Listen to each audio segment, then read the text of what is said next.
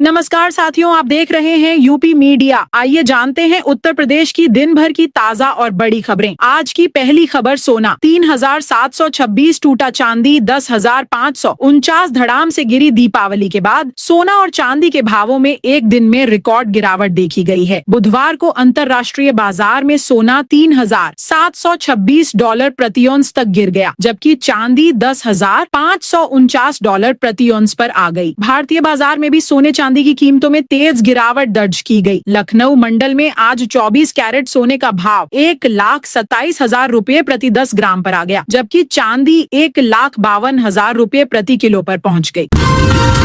तौकीर के करीबी नफीस ने वक्फ संपत्ति हड़पी। तौकीर रजा का करीबी फर्जी डॉक्टर नफीस अब वक्फ संपत्ति घोटाले में फंस गया है। नफीस और उसकी पत्नी फरहत बेगम पर आरोप है कि उन्होंने मिलकर वक्फ की जमीन हड़प ली। एसएसपी अनुराग आर्य के आदेश पर कोतवाली पुलिस ने दोनों के खिलाफ धोखाधड़ी और जालसाजी की धाराओं में मुकदमा दर्ज किया है। यह वही नफीस है जिसने आई लव मोहम्मद पोस्टर हटाने पहुंची पुलिस से बदसलूकी की थी और इंस्पेक्टर का हाथ काटने की धमकी दी थी। लखनऊ में पटाखों के शोर से खूंखार हुए कुत्ते। दिवाली में पटाखों के धूम धड़ाके के बीच कुत्ते खूंखार हो गए हैं। लखनऊ में ताबड़तोड़ डॉग बाइट के केस सामने आए हैं। सामान्य दिनों की अपेक्षा डॉग बाइट में 2 गुने से ज्यादा का इजाफा हुआ है। 4 बड़े सरकारी अस्पतालों में 300 से ज्यादा मामले सामने आए हैं। आमतौर पर लखनऊ में रोजाना 100 के आसपास ही डॉग बाइट के मामले आते हैं, जबकि इस फेस्टिव सीजन में 3 बड़े सरकारी अस्पतालों में ही ये संख्या 200 के पार पहुँच गयी। डॉग बाइट की चपेट में आने पर अस्पतालों में एंटी रैबीज इंजेक्शन की डोज दी गई। एक्सपर्ट ने कुछ लोगों को इम्यूनोग्लोबुलिन देने की भी सलाह दी। चंद्रशेखर पर फिर भड़की डॉक्टर रोहिणी। कल गंदे आदमी का लाऊंगी सच। इंदौर की पीएचडी छात्रा और सामाजिक कार्यकर्ता डॉक्टर रोहिणी घावरी ने नगीना से सांसद चंद्रशेखर आजाद रावण के खिलाफ सोशल मीडिया पर एक बार फिर ताबड़तोड़ 2 पोस्ट कर सनसनी फैला दी है। उन्होंने घोषणा की है कि अगले दिन वह कुछ अहम तथ्यों का खुलासा करेंगी जिन्होंने उनके दावे को एआई या फेक साबित किया। उस व्यक्ति को 1 करोड़ का इनाम देंगी। यह चुनौती उन्होंने सार्वजनिक रूप से की है। बंगाल की खाड़ी में आज से हलचल। प्रदेश में बदलेगा मौसम। उत्तर प्रदेश में एक बार फिर मौसम में बदलाव की आहट है। मौसम विभाग का कहना है कि 24 अक्टूबर से पूर्व मध्य बंगाल की खाड़ी में एक चक्रवाती परिसंचरण और निम्न दबाव क्षेत्र सक्रिय हो रहा है। इसके असर से आगामी 29 अक्टूबर से वाराणसी समेत प्रदेश के पूर्वी दक्षिणी जिलों में बारिश की संभावना है।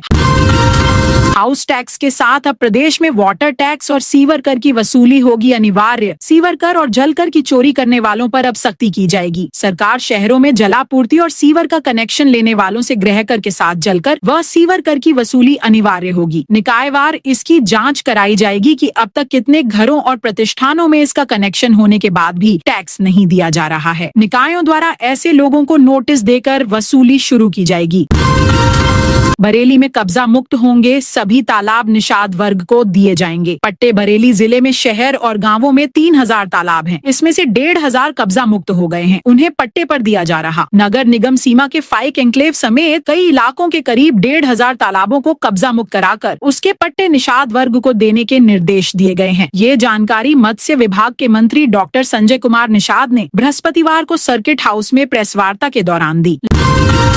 लखनऊ गोरखपुर रेलवे स्टेशनों पर 24 घंटे सुरक्षा व सुविधा व्यवस्था। छठ पर्व की तैयारी में उत्तर प्रदेश के पूर्वोत्तर रेलवे लखनऊ मंडल ने यात्रियों की सुरक्षा और सुविधा को लेकर विशेष इंतजाम किए हैं। लखनऊ जंक्शन, गोरखपुर समेत मंडल के प्रमुख रेलवे स्टेशनों पर 24 घंटे मॉनिटरिंग के साथ वॉर रूम का संचालन किया जा रहा है। रेलवे अधिकारियों ने बताया कि इस पर्व के दौरान यात्रियों की भीड़ को नियंत्रित करने, उनकी मदद करने और सुरक्षा सुनिश्चित करने के लिए विशेष ड्यूटी रोस्टर तैयार किया गया है। सीएम योगी का बड़ा फैसला। 30 वर्ष बाद बढ़ेंगे पीडब्ल्यूडी अधिकारियों के वित्तीय अधिकार। सीएम योगी आदित्यनाथ लोक निर्माण विभाग के विभागीय अधिकारियों के वित्तीय अधिकारों में 5 गुना तक की वृद्धि किए जाने का निर्णय लिया है। कहा कि बदलावों से विभागीय अधिकारियों को निर्णय लेने में अधिक स्वायत्तता प्राप्त होगी। उच्च स्तर पर अनुमोदन की आवश्यकता घटने से निविदा अनुबंध गठन एवं कार्यारंभ की प्रक्रिया में गति आएगी। यह सुधार वित्तीय अनुशासन बनाए रखते हुए प्रशासनिक दक्षता और पारदर्शिता को बढ़ाने में सहायक होगा। टीटी की अनिवार्यता पर आर या पार के मूड में शिक्षक। देश भर के शिक्षकों के शिक्षक पात्रता परीक्षा टीटी अनिवार्य किए जाने के बाद शिक्षकों का विरोध तेज हो रहा है। कई शिक्षक संगठनों के मोर्चे ने 24 नवंबर को दिल्ली कूच का ऐलान किया है। इसके लिए 25 अक्टूबर से देश भर के सभी जिलों में जनसंपर्क और बैठकों का सिलसिला शुरू होगा। नाक रगड़वाने वाले भाजपा नेता ने हाथ जोड़े माफी मांगी। मेरठ में कपड़ा व्यापारी से नाक रगड़वाने वाला भाजपा नेता विकुल चपराना अब माफी मांग रहा है। गुरुवार को उसने वीडियो जारी किया। इसमें हाथ जोड़कर कह रहा कि आक्रोश में आकर उस समय मुझसे कुछ अपशब्द निकल गए, इसलिए मैं पीड़ित से माफी मांगता हूँ। मेरा किसी का अपमान करने या किसी से नाक रगड़वाने जैसी कोई मंशा नहीं थी। वीडियो को तोड़ मरोड़ कर पेश किया जा रहा है। घटना की हकीकत कुछ और है, जिसे सिर्फ पुलिस ही जानती है। विकुल की दबंगई का वीडियो 21 अक्टूबर को सामने आया। इसमें विकुल ने पुलिस वालों के सामने धमकाते हुए कहा था, मंत्री सोमेंद्र तोमर तेरा बाप है, जमीन पर नाक रगड़कर माफी मांगो। इस दौरान व्यापारी सत्यम रस्तोगी गिड़गिड़ा कर माफी मांगते रहे। सीएम योगी को छठ महापर्व का न्योता। छठ महापर्व के अवसर पर भोजपुरी समाज ने उत्तर प्रदेश सरकार से 2 दिन का सार्वजनिक अवकाश घोषित करने की मांग की है। गुरुवार को अखिल भारतीय भोजपुरी समाज के पदाधिकारियों ने मुख्यमंत्री योगी आदित्यनाथ से मुलाकात कर उन्हें छठ घाट, लक्ष्मण मेला मैदान, गोमती तट लखनऊ में आयोजित भव्य छठ महापर्व में आमंत्रित किया। अखिल भारतीय भोजपुरी समाज के राष्ट्रीय अध्यक्ष प्रभुनाथ राय और राष्ट्रीय सचिव अम्बरीश राय ने मुख्यमंत्री योगी आदित्यनाथ से लखनऊ में शिष्टाचार भेंट की। इस दौरान उन्होंने मुख्यमंत्री को समाज द्वारा आयोजित छठ महापर्व 2025 में सम्मिलित होने का निमंत्रण दिया। यह आयोजन आगामी 27 अक्टूबर 2025 को छठ घाट, लक्ष्मण मेला मैदान, गोमती तट लखनऊ में होने जा रहा है। लखनऊ वाराणसी हाईवे बनेगा 6 लेन। पूर्वांचल के यात्रियों, तीर्थ यात्रियों व व्यापारियों के लिए एक बड़ी सौगात मिली है। प्रदेश सरकार तथा केंद्र सरकार मिलकर राजधानी लखनऊ से गंगा नगरी वाराणसी तक की मुख्य सड़क को 6 लेन में अपग्रेड करने जा रही है। इस परियोजना की अनुमानित लागत लगभग 9,500 करोड़ निर्धारित की गई है। इसके पूरा होने के बाद लखनऊ वाराणसी की दूरी तय करने में लगने वाला समय वर्तमान के लगभग 5 से 6 घंटे से घटकर 2.5 से 3 घंटे तक आ सकता है, जिससे क्षेत्रीय कनेक्टिविटी में क्रांतिकारी बदलाव होगा। फिरोजाबाद एएसपी अनुज चौधरी को फिर मिली धमकी। फिरोजाबाद के एएसपी अनुज चौधरी को एक बार फिर से धमकी मिली है। यूट्यूबर मशकूर रजा का एक और ऑडियो सामने आया है। इस ऑडियो में यूट्यूबर रजा एएसपी अनुज चौधरी के लिए यह कहता हुआ सुनाई दे रहा है कि आपने मेरा करियर खत्म कर दिया, मुझे इतना मारा कि मेरे हाथ पैर, मेरा शरीर ठीक से काम नहीं करता। इससे अच्छा होता कि आप मुझे जान से ही मार देते, गोली मार देते। अवैध कब्जों पर चल सकता है नगर निगम का बुलडोजर। बरेली में तालाब और स्कूल की जमीन के अवैध कब्जों पर नगर निगम का बुलडोजर चल सकता है। डेलापीर और महेशपुर ठाकुरान में तालाब और शाहबाद में स्कूल की जमीन पर बनाए गए मकान हटाए जाने हैं। इसके लिए तैयारी शुरू हो गई है। नगर निगम ने तालाब और स्कूल की जमीन पर अवैध कब्जे हटाने के लिए 10 अक्टूबर को नोटिस में दिए थे। कब्जेदारों को कब्जे खुद हटाने के लिए 15 दिन का समय दिया गया था। यह अवधि 24 अक्टूबर को खत्म हो रही है। अहम बात यह है कि अभी तक किसी ने कब्जा खुद नहीं हटाया है। इस हिसाब से 25 अक्टूबर के बाद से किसी भी दिन नगर निगम का बुलडोजर अवैध कब्जे गिरा सकता है। यूपी में 2 आईएएस अफसरों का तबादला। उत्तर प्रदेश सरकार ने 2 आईएएस अधिकारियों के विभागीय जिम्मेदारियों में बड़े फेरबदल किए हैं। वरिष्ठ अधिकारी अर्चना अग्रवाल को अपर मुख्य सचिव परिवहन व अध्यक्ष राज्य परिवहन निगम की जिम्मेदारी दी गई है। वहीं अमित गुप्ता से प्रमुख सचिव परिवहन व अध्यक्ष राज्य सड़क परिवहन निगम का प्रभार वापस लिया गया है।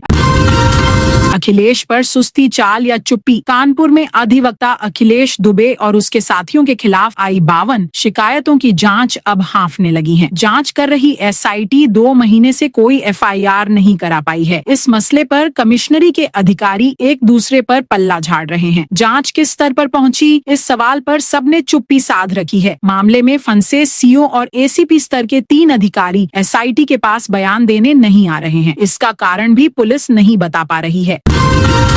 मृत पेंशनरों के नाम पर निकली करोड़ों की रकम। चित्रकूट जिले में कोषागार घोटाले की जांच में लगातार नई परतें खुल रही हैं। जांच में अब यह चौंकाने वाला तथ्य सामने आया है कि कई मृत पेंशनरों के नाम पर भी सरकारी धन का भुगतान किया गया। अब यह मामला केवल घोटाले तक सीमित नहीं रहा, बल्कि इसे लेकर वरिष्ठ अधिकारियों की भूमिका पर भी सवाल उठने लगे हैं। अब तक की जाँच में करीब 43 करोड़ 13 लाख रुपए के गबन की पुष्टि हो चुकी है। यह राशि 93 खातों के माध्यम से जारी की गई। इनमें से भी सिर्फ 3 खातों से ही लगभग 10 करोड़ रुपए की निकासी दर्ज है। इस प्रकरण में 4 कोषागार कर्मियों सहित 97 लोगों के खिलाफ रिपोर्ट दर्ज की गई है। शामली में 1 लाख का इनामी बदमाश फैसला ढेर। झिंझाना थाना के गांव भोगी माजरा में पुलिस ने मुठभेड़ में 1 लाख के इनामी बदमाश फैसल को मार गिराया है। मुठभेड़ में सिपाही दीपक पैर में गोली लगने से घायल हो गया। फैसल पर हत्या, लूट जैसे 17 मुकदमे दर्ज हैं। बृहस्पतिवार देर शाम गांव भोगी माजरा के निकट झिंझाना पुलिस एवं एसओजी टीम के साथ भोगी माजरा से मछरौली मार्ग पर 1 लाख के इनामी फैसल निवासी मेरठ हाल पता खादिरवाला थाना खाला पार मुजफ्फरनगर के साथ मुठभेड़ हो गई। फैसल पुलिस की गोली लगने से घायल हो गया। उसे अस्पताल भेजा गया, जहां उसे मृत घोषित कर दिया गया। उसका एक साथी भाग गया। छठ पर्व के लिए कृत्रिम तालाब तैयार करा रहा जीडीए। छठ पर्व को लेकर प्रशासन के साथ ही गोरखपुर विकास प्राधिकरण ने भी छठ पर्व की तैयारी शुरू कर दी है। तारामंडल क्षेत्र के लगभग 1 दर्जन मोहल्लों में रहने वाले लोगों की सुविधा के लिए प्राधिकरण चंपा देवी पार्क में कृत्रिम तालाब बनवा रहा है। इसकी खुदाई का काम पूरा हो गया है। यहाँ प्राधिकरण घाट भी बनवाएगा, जहाँ श्रद्धालु महिलाएं आकर अर्घ्य दे सकेंगी। गोरखपुर में प्रशासन की ओर से नदियों के किनारे छठ पर्व की व्यवस्था कराई जा रही है। राप्ती नदी के तट पर राजघाट एवं तकिया घाट पर छठ पर्व की तैयारी की गई है। बड़ी संख्या में महिलाएं यहां पूजा करने के लिए आती हैं। वहां भी घाट बनाने का काम लगभग पूरा हो गया है। मऊ में 1 नवंबर से धान खरीद शुरू। मऊ जिले में 1 नवंबर से धान खरीद शुरू होगी। इस वर्ष सरकार ने धान के न्यूनतम समर्थन मूल्य एमएसपी में वृद्धि की है। एडीएम सत्यप्रिय सिंह ने बताया कि जिले में 55 मीट्रिक टन धान खरीद का लक्ष्य निर्धारित किया गया है। जिलाधिकारी के अनुमोदन से 46 क्रय केंद्र स्वीकृत किए जा चुके हैं। पिछले साल जिले में 62 मीट्रिक टन धान खरीदी गई थी और केंद्रों की संख्या उतनी ही थी। बांके बिहारी मंदिर खजाने का खुलेगा अब हर रहस्य। वर्ष 1971 में खोले गए श्री बांके बिहारी के तौशखाने का रहस्य अब इन्वेंट्री ही खोल सकेगी। उस वक्त की इन्वेंट्री का पता लगाने के लिए कमेटी के स्तर से प्रयास शुरू हो गया है। 29 अक्टूबर को होने वाली बैठक में अध्यक्ष पुरानी इन्वेंट्री को लेकर सेवायत सदस्य और मंदिर के मैनेजर से जवाब तलब करेंगे। श्री बांके बिहारी मंदिर के तोशखाना को खोलने के हाई पावर्ड कमेटी के आदेश के बाद प्रशासन से सिविल जज जूनियर डिवीजन के नेतृत्व में धनतेरस से 2 दिन तक तोशखाना में सर्च ऑपरेशन चलाया गया था। तोशखाना में सोने चांदी की छड़ी, रत्न, चांदी का छत्र और कुछ पुराने बर्तन ही निकले। इस तोशखाने को लेकर शुरू से ही सेवायतों की अलग राय रही, लेकिन जब तोशखाना खुला तो सेवायतों की ओर से सवाल भी उठने लगे। महंत राजूदास का विवादित बयान। अयोध्या के हनुमानगढ़ी के महंत राजूदास ने अकबरपुर के विधायक रामअचल राजभर पर निशाना साधते हुए कहा कि ऐसे लोग जो सनातन पर टिप्पणी करते हैं उन्हें जूता लेकर ठीक करना चाहिए। उन्होंने कहा कि रामचरितमानस पर टिप्पणी करने वाला मनुष्य नहीं हो सकता है। रामचरितमानस का एक एक पात्र अकल्पनीय है। राम को वनवास हुआ तो लक्ष्मण और सीता भी वन चले गए। दिल्ली, मुंबई, बेंगलुरु की फ्लाइट्स का किराया 4 गुना बढ़ा। त्योहार सीजन में हवाई यात्रा की मांग बढ़ने से अक्टूबर महीने के दूसरे पखवाड़े में लखनऊ से दिल्ली, मुंबई और बेंगलुरु की उड़ानों के किराए 4 गुना तक बढ़ गए हैं। पहले किराया 3,500 से 4,000 रुपए था, अब 12,000 से 14,000 रुपए तक पहुंच गया है। यह बढ़ोतरी Indigo, air India, spice jet और आकाशा जैसी सभी प्रमुख एयरलाइंस के किराए में हुई है। छठ महापर्व की वजह से लखनऊ से पटना जाने वाले पैसेंजर की संख्या में बढ़ोतरी हो रही है। इस कारण कई एयरलाइंस ने इस रूट पर अतिरिक्त उड़ानों की तैयारी शुरू कर दी है।